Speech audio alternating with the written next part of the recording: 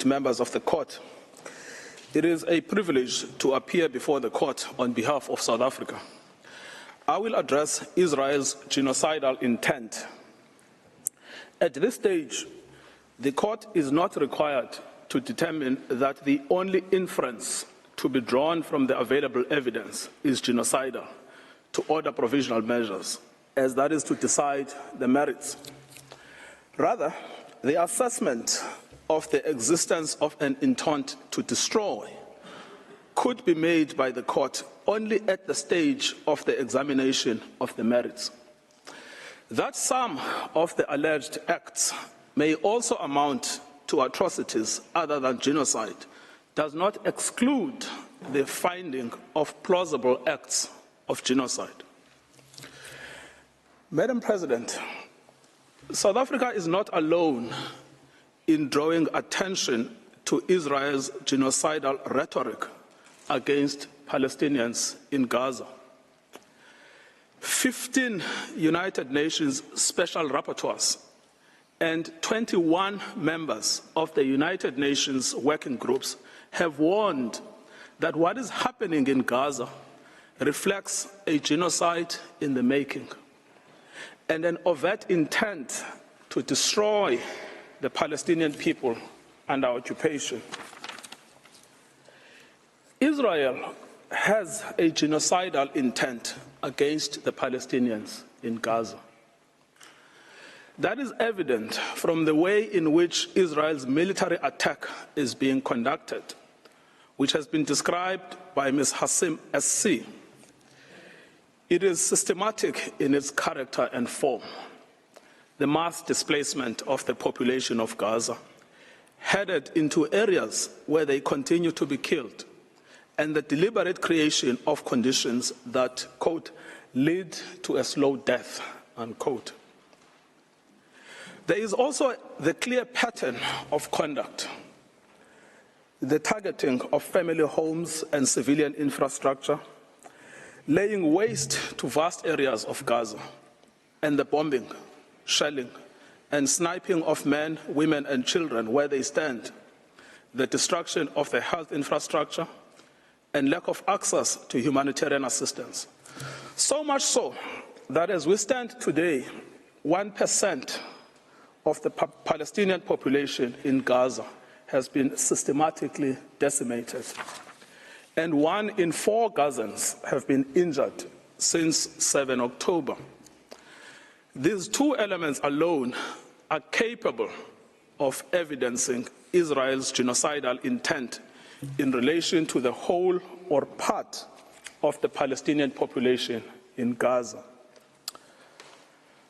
However, third, there is an extraordinary feature in this case, that Israel's political leaders, military commanders, and persons holding official positions have systematically and in explicit terms declared their genocidal intent. And these statements are then repeated by soldiers on the ground in Gaza as they engage in the destruction of Palestinians and the physical infrastructure of Gaza. We show this third element next. Israel's special genocidal intent is rooted in the belief that, in fact, the enemy is not just the military wing of Hamas, or indeed Hamas generally, but is embedded in the fabric of Palestinian life in Gaza. On 7 October, in a televised address, Israeli Prime Minister Benjamin Netanyahu declared war on Gaza, and I quote, "Israel had started clearing out the communities that have been infiltrated by terrorists." And he warned of an unprecedented price to be paid by the enemy. There are more than 2.3 million Palestinians in Gaza. Israel is the occupying power in control of Gaza. It controls entry, exit, and the internal movements of inside Gaza. And Prime Minister, Mr. Netanyahu exercises overall command over the Israeli Defense Force and, in turn, the Palestinians in Gaza. Prime Minister Netanyahu, in his address to the Israeli forces on 28 October 2023, preparing for the invasion of Gaza, urged the soldiers to remember what Amalek has done to you. This refers to the biblical command by God to Saul for the retaliatory destruction of an entire group of people known as the Amalekites, put to death men and women, children and infants, cattle and sheep, camels and donkeys. The genocidal invocation to Amalek was anything but idle. It was repeated by Mr. Netanyahu in a letter to the Israeli armed forces on 3 November 2023. Madam President, let the Prime Minister's words speak for themselves.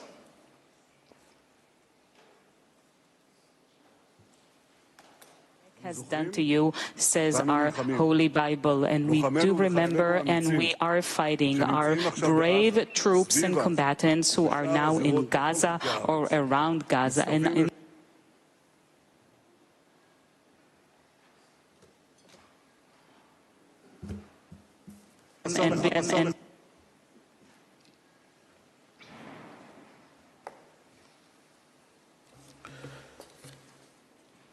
The Deputy Speaker of the Knesset, Israel's parliament, has called for the erasure of the Gaza Strip from the face of the earth. The Defense Force agrees. On 9 October, the Defense Minister, Yoav Gallant, gave a situation update to the army, where he said that as Israel was imposing a complete siege on Gaza, there would be no electricity, no food, no water, no fuel. Everything would be closed because Israel is fighting human animals. Speaking to troops on the Gaza border, he instructed them that he has released all the restraints and that Gaza won't return to what it was before. We will eliminate everything. We will reach all places. Eliminate everything. Reach all places without any restraints.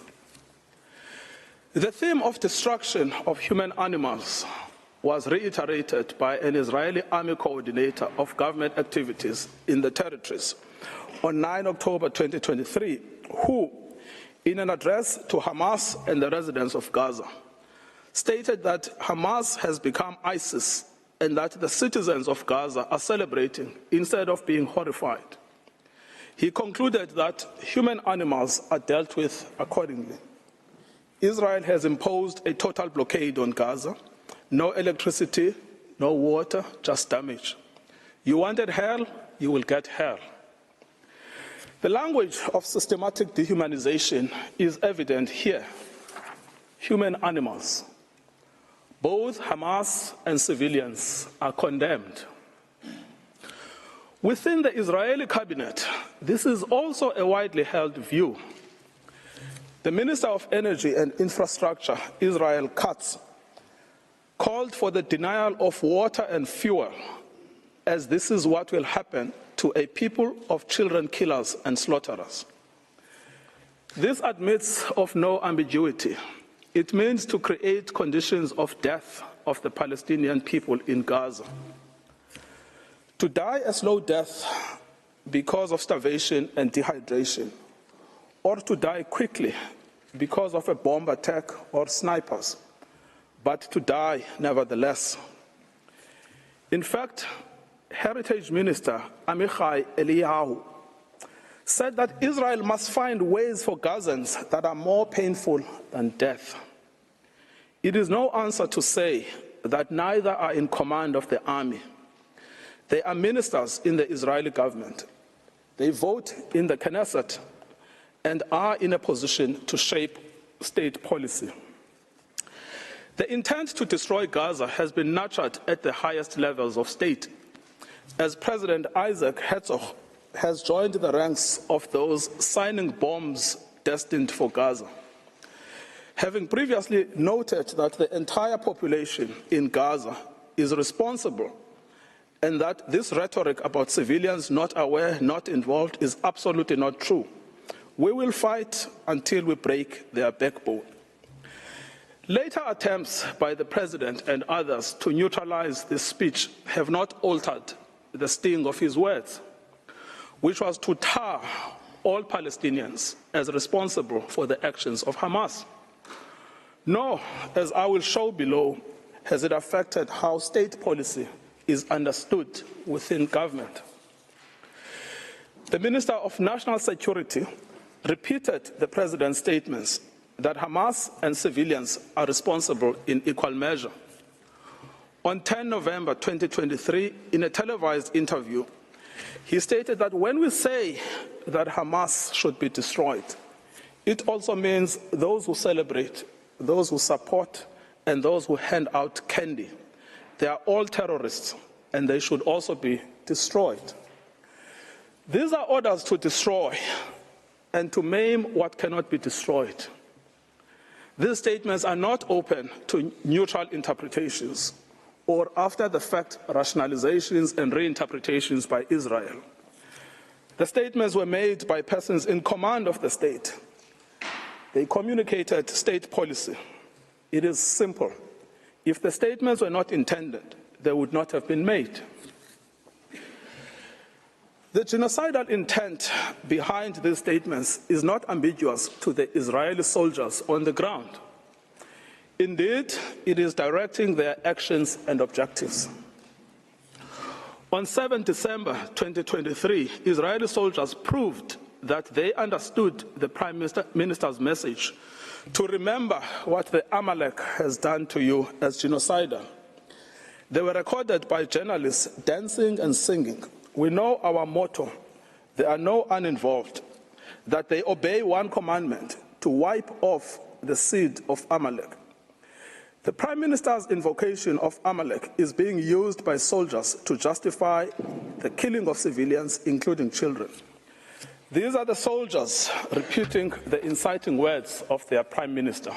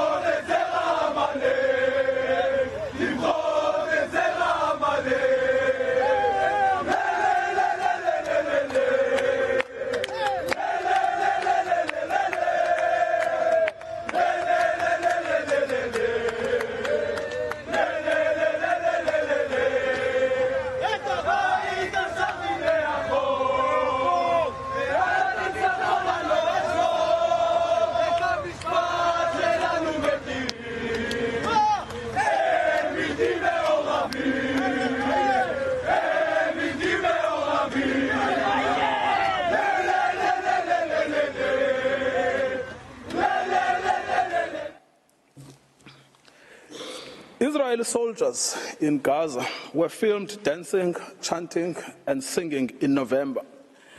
May their village burn, may Gaza be erased.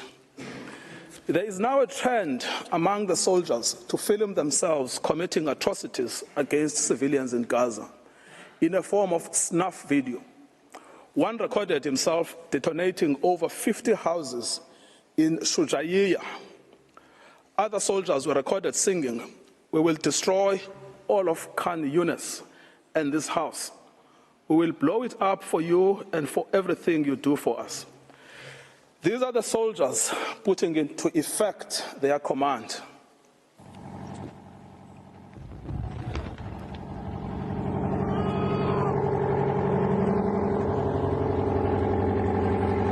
שכונת סג'אעיה ז"ל, נחל עוז, בעזרת השם יהיה לכם.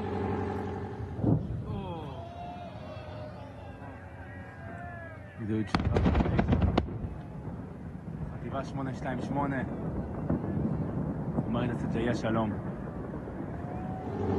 מדהים.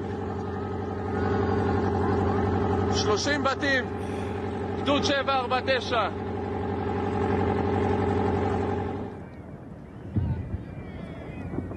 כאן מתחיל הניצחון.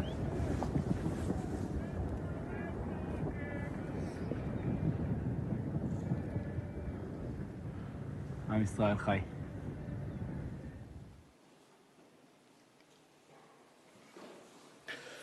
The commanders of the army are also of the same mind.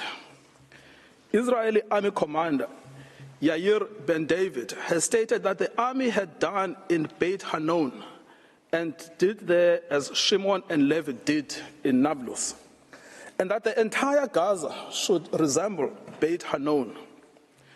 Israeli soldier Yeshai Shalev published a video against the backdrop of the ruins of what was the site of Al-Azhar University with the caption, "Once upon a time, there was a university in Gaza, and in practice, a school for murderers and human animals."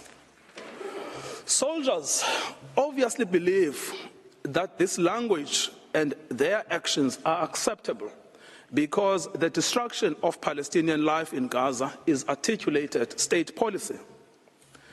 Senior political and military officials encouraged without censure the 95-year-old Israeli army reservist Ezra Yachin, a veteran of the Deir Yassin massacre against the Palestinians in 1948, to speak to the soldiers ahead of the ground invasion in Gaza. In his tour, he echoed the same sentiment while being driven around in an officially Israeli army vehicle dressed in Israeli army fatigue. I quote, "Be triumphant and finish them off, and don't leave anyone behind. Erase the memory of them. Erase them, their families, mothers and children. These animals can no longer live. If you have an Arab neighbor, don't wait, go to his home and shoot him. We want to invade, not like before. We want to enter and destroy what's in front of us, and destroy houses, then destroy the one after it. With all of our forces, complete destruction, enter and destroy. As you can see, we will witness things we've never dreamed of. Let them drop bombs on them and erase them." As recently as 7 January 2024, a video of a soldier was posted online where he boasts that the army had destroyed the entire village of Hibat Azar. For 2 weeks, he said, they had worked hard to bomb the village and executed their mandate. Any suggestion that senior politicians did not mean what they said, much less that the meaning was not understood by soldiers in Gaza, would be without any merit. The scale of destruction in Gaza, the mass targeting of family homes and civilians, the war being a war on children, all make clear that genocidal intent is both understood and is being put into practice. The articulated intent is the destruction of Palestinian life in all its manifestations. The genocidal rhetoric is also commonplace within the Israeli Knesset. Members of the Knesset have repeatedly called for Gaza to be wiped out, flattened, erased, and crushed on all its inhabitants. They have deplored anyone feeling sorry for the uninvolved Gazans, asserting repeatedly that there are no uninvolved, that there are no innocents in Gaza, that the killers of the women and children should not be separated from the citizens of Gaza, and that the children of Gaza have brought this upon themselves, and that there should be one sentence for everyone there, death. Finally, the lawmakers have called for mercilessly bombing from the air, with some advocating for the use of nuclear doomsday weapons, and a Nakba that will overshadow the Nakba of 48. The Prime Minister's genocidal speech has gained ground among some elements of civil society. A famous singer has repeated Mr. Netanyahu's Amalek reference, stating that Gaza must be wiped out and be destroyed with every Amalek seed. We simply must destroy all of Gaza and exterminate everyone who is there. Another has called to erase Gaza, not leave a single person there. Journalists and commentators have announced that the woman is an enemy, the baby is an enemy, the pregnant woman is an enemy, that it is necessary to turn the strip into a slaughterhouse, to demolish every house our soldiers come across, exterminate everyone. The intentional failure of the government of Israel to condemn, prevent, and punish such genocidal incitement constitutes in itself a grave violation of the Genocide Convention. We should recall, Madam President, that in Article 1 of the Convention, Israel confirmed that genocide, whether committed in time of peace or in time of war, is a crime under international law.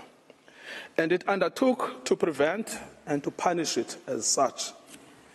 This failure to prevent, condemn, and punish such speech by the government has served to normalize genocidal rhetoric and extreme danger for Palestinians within Israeli society. As MK Moshe Sada from the Likud party has said, the government's own attorneys share his views that Palestinians in Gaza must be destroyed. I quote, "You go anywhere and they tell you to destroy them.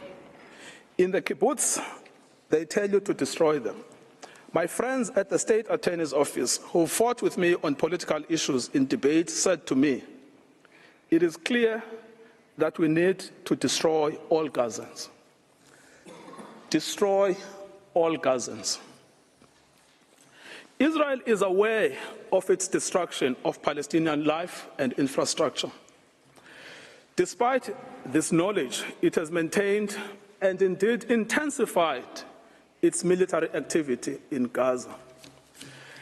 As to full awareness, in the week after 7 October, NGOs and the United Nations warned of an unprecedented humanitarian crisis in Gaza.